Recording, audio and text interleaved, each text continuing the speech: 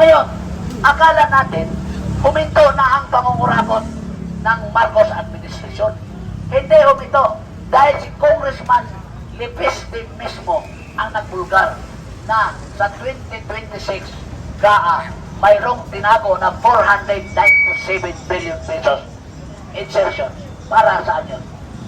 Siguro, yung tinago na 497 billion ay inihanda yun kasi baka ma-impeach si Bongbong Marcos, isuhol na naman niya sa mga congressman para huwag siyang ma-impeach. Or, yung pera na yun, pansuhol muli sa mga congressman upang pa-impeach na si BP Sara.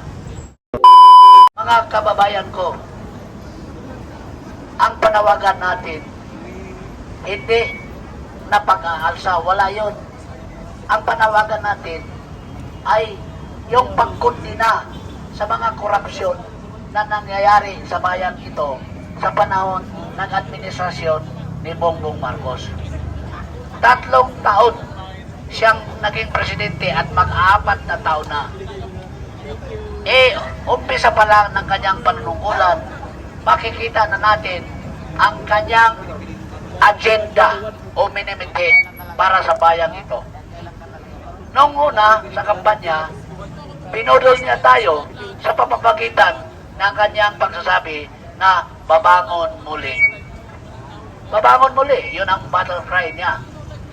Akala natin, ibabangon muli ang wala naman, hindi naman tayo nadapa noon dahil sa panahon ni Presidente Duterte, umaangat naman tayo. Hindi ko maintindihan kung ang babangon niya. Pero kusang loob na tinagap yung tao at nanalo siya. Ngayon, nung nakaupo, first day in office, ano ang kanyang ginawa? Nagpalabas siya ng Executive Order number 1. Ano yung Executive Order number 1? Ina-abolish niya ang Anti-Corruption Commission. Ano sa paningin nyo? Bakit niya binura yung Anti-Corruption Commission? Ngayon, nakita natin na 3 taon mag-4 na, kaya pala na binura dahil nakaw siya at mga kasamahan niya sa administrasyon sa pira ng bayan. Diba? Walang sumita dahil nawala na ang Anti-Corruption Commission. Ngayon, that makes him corrupt because maraming perang nawawala sa gobyerno. Trilyong piso ang nawawala. Yun pala ang ibabangon niya. Yung binulong sabi ko nga, binulungan ata yan nung maliit pa, binulungan ata yan ng kanyang ama na, Bongbong, pag mag-presidente ka, magnakaw ka. Siguro yon ang mensahe na binura niya ang Anti-Corruption Commission dahil yun ang turo ng tatay niya ang magnanakaw. Na Bongbong, mag-presidente ka at magnakaw ka. So that makes him corrupt president ever. Nalagpasan pa nga daw niya ang record Guinness Book ng kanyang ama na greatest magnanakaw sa Pilipinas. Pangalawa, ano ba ang ibabangon ni Bongbong Marcos? Nagtalaga siya ng mga judges sa Sandigang Bayan, sa Ombudsman, sa Supreme Court, may pinasok siya mga justices. Para ano? Gusto nilang linisin ang madilim na nakaraan ng kanilang ama na maraming kaso. So ngayon, unti-unti nang nabura ang mga kaso ng kanyang ama sa blunder niya sa bansa nito. Lumalabas ang mga kaso at pinawalang sana na ang kanyang ama at kanyang pamilya sa mga pagnanakaw na kanilang ginawa noong panahon ng kanyang ama. Pangatlo, anong ibabangon nila? Sa libro kasi, di ba, sa atin, doon sa libro ng Philippine History, nakatatak doon na ang Marcos ay magnanakaw, diktador, at failed. Di ba, salud ng bayan ang mga Marcos. So, itinalaga niya ang kanyang kabinet, pinalitan si Inday Sara, pinalit si Angara para pag-alis na, malinis na ang libro, wala ng history na libro na magnanakaw ang kanilang ama. Yun ang katotohanan na babangon muli sila. At ngayon, sino ngayon ang mga nabibiktima sa kanyang mga ginagawa? Tayo, mga Pilipino. Hanggang sasabihin na lang ng BPI, hanggang sasabihin na lang ng Claire Castro na kasya na daw yung 500 pesos na notiboy na ng mga tao sa Pilipinas. Di ba, isang kapamahakan na salita yun para sa atin. Ibig sabihin, wala na talagang pera ang taong bayan dito kasi ninanakaw na nila. Kaya nga, yung mga trillion pesos na ninanakaw nila, yun ang nakapalubog sa ating ekonomiya. Pero mo, nagpalabas ng trillion pesos ang Central Bank para yan ay i-prime up o iangat ang ating ekonomiya. Ang cash na yan ay mag-securate sa ating ekonomiya. O dahil ninakaw nila, buti sana kung ninakaw nila, hindi nila tinago. Sana yung ninakaw nila, ginastos nila sa Pilipinas, umiikot ang pera. Wala eh. Tinago nila yung ninakaw nila na pera. So, mayroon na tayong economic imbalance. Wala na kasi walang kasi. Trillion pesos pa naman yun na hindi umiikot. So, sino ngayon ang ekonomiya hindi babagsak? Ang ngayon ang ginagawa niya, umutang, kunin ang mga pera doon sa mga government agencies, ilagay sa unprogrammed fund at gagastusin para sa mga politikong sang-ayon sa kanila.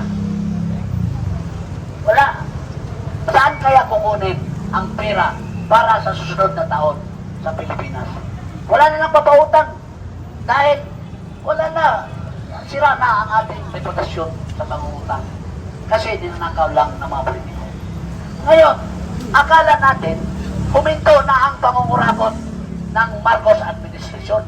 Hindi huminto dahil si Congressman Lepisti mismo ang nagbulgar na sa 2026 mayroong tinago na 497 billion pesos insertion. Para saan yun? Siguro, yung tinago ng 497 billion ay inihanda yun kasi baka ma-impeach si Bongbong Marcos, isuhol na naman niya sa mga congressman para huwag siyang ma-impeach. Or, yung pera na yun, pansuhol muli sa mga congressman upang pa-impeach na si Bibi Sara. Ayan. Saan tayo lulugan nito, taong bayan? Inubos na nila ang pera sa pagnanakaw, tinago na nila, hindi circulate sa ating ekonomiya.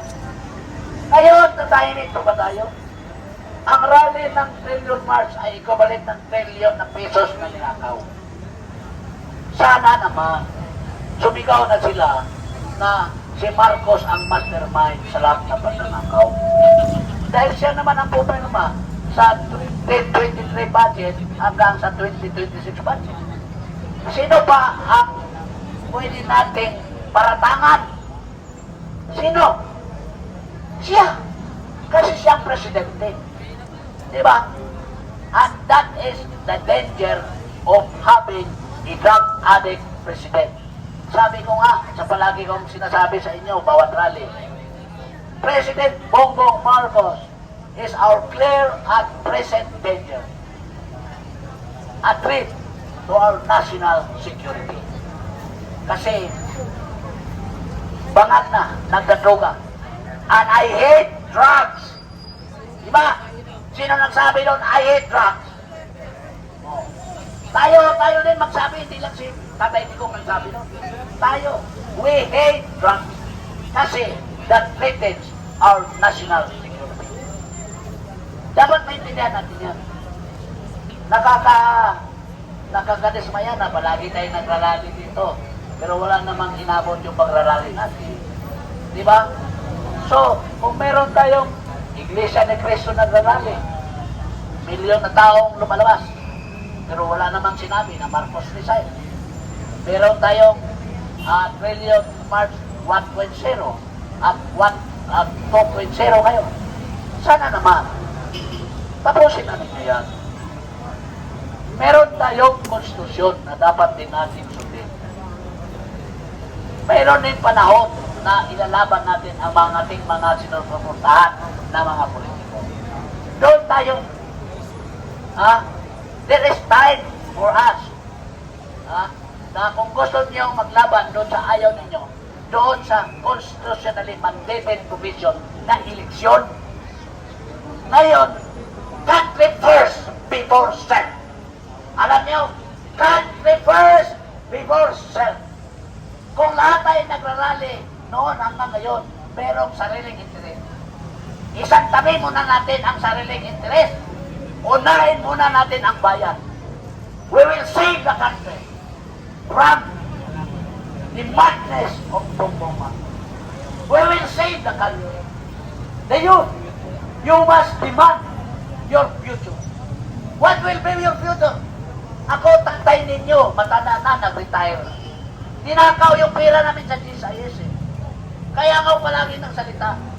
Dahil, aabot pa ba sa panahon na wala na akong pensyon dahil walang pera ang GSIS? Yung mga pensyoner dapat magsalita.